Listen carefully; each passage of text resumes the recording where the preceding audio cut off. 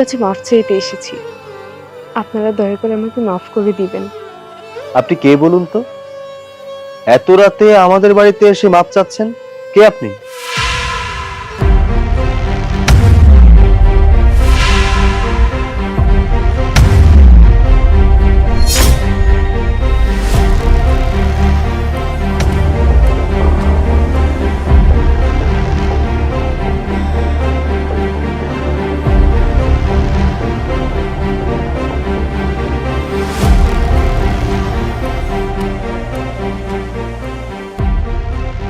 এই দেখছি সেই বড় লোকের মেয়ে।